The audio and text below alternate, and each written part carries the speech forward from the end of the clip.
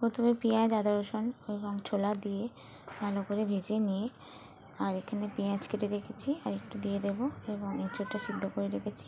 এঁচোড়টা দিয়ে লঙ্কা গুঁড়ো, হলুদ গুঁড়ো সব দেবো, দিয়ে ভালো করে নাড়াচাড়া করে নেব।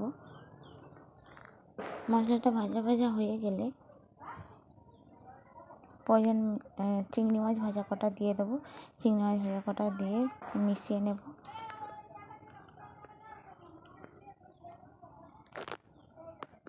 মেশানো হয়ে গেলে অল্প পরিমাণ জল দিয়ে ভালো করে কষিয়ে নেব।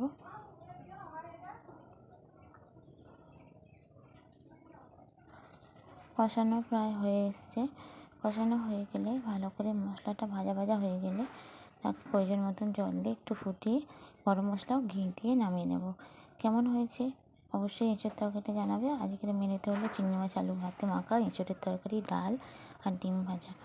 তোমাদের বেশি বেশি করে কমেন্ট, লাইক, কমেন্ট, শেয়ার অবশ্যই করবে, তবে তোমাদের বন্ধুও বাড়বে আর এঙ্গেজমেন্ট বাড়বে, এবং উইকলি চ্যালেঞ্জগুলো প্রতি সপ্তাহে উইকলি চ্যালেঞ্জ পূর্ণ করতে পারবে। শুভ দুপুর, সবাই সুস্থ থেকো।